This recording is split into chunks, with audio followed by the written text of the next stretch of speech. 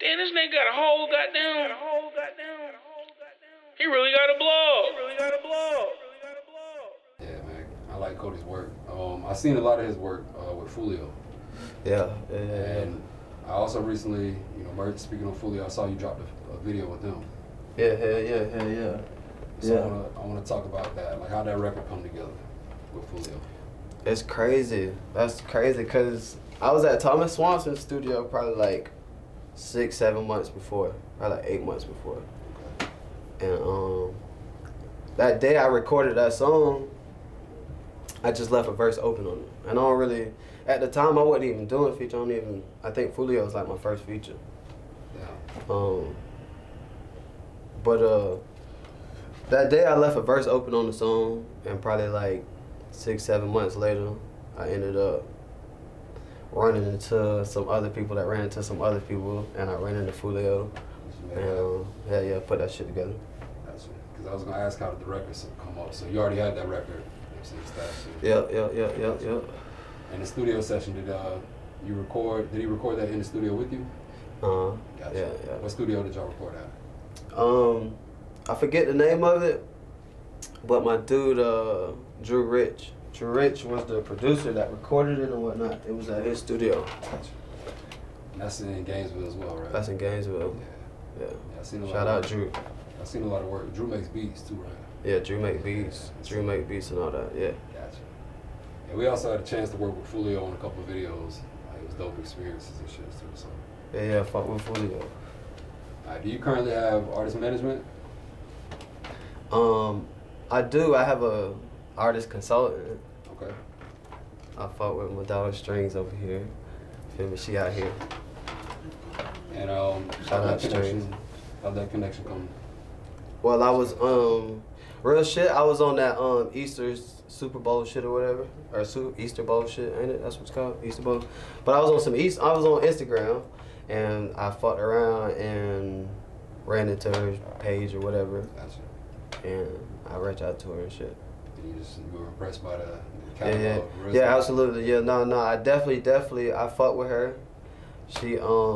She pulled up on me and shit at the house. Okay. And motherfucking, we went through it and shit. See, that's real. That's Yeah, real. yeah. Business, you can tell when it's real or not. If somebody, especially willing to pull up at your house, let you, buy their house or something like that, then you know. I ain't gonna lie, that at first, she wasn't trying to pull up to the house, but she was like, bro, I'll pull up to the house. So I was like, all right, bet.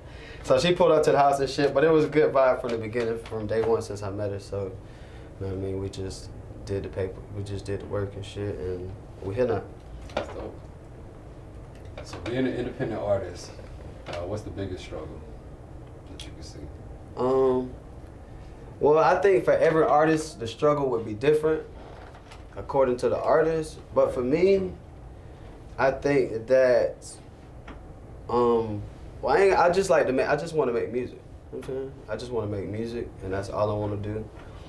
But they want you to be on social media and shit, and that's a big part of they want you to, they want you to do all the extra and shit like that. But really, I just like to make music, and it's doing me good so far. But I gotta do better in certain areas and shit. But I would say every struggle for every artist is different. But however, I think my struggle would be being more socially active and shit like that. Gotcha.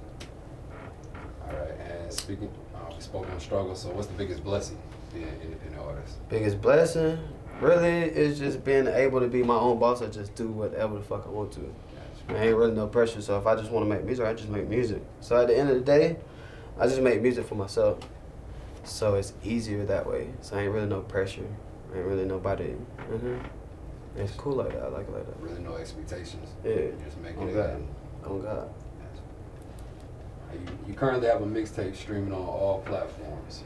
What's the name of that project? I should have 2 mixtapes streaming on all platforms. I should have Gotham, which was my first mixtape, and I should also have Growing Pains, which I just dropped, I think, in December. Okay, that's about 4 months ago. Yeah. And what was the motivation behind that project? Behind Growing Pains? Yeah. Gotham. What is the title? I'm gonna tell them all from Gotham. Man, Gotham. That was just like my foundation. That's where I come from. That's home, Gotham. That's where I'm from and shit. But Growing Pains was just a mixtape or a project from where I'm at now and from where I came. So it's like a growing pain. So I was just basically kind of catching them up because I'm about to go crazy. I got a bunch of music. I've been making music, of course. So I got a bunch of music that I want to release and shit, but I had to catch them up right fast. Yeah, so you just wanted the fans to see the evolution from the first project to now. Right, absolutely. So they can understand it, it's like a story. And show them the growth in the music. Absolutely. How long did that project take to complete?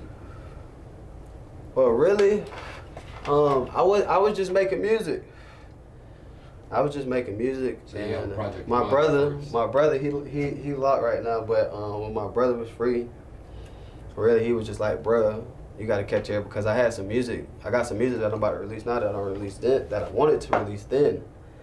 But he was just like, bro, you gotta catch them up so they understand what's really going on. You know what I'm saying?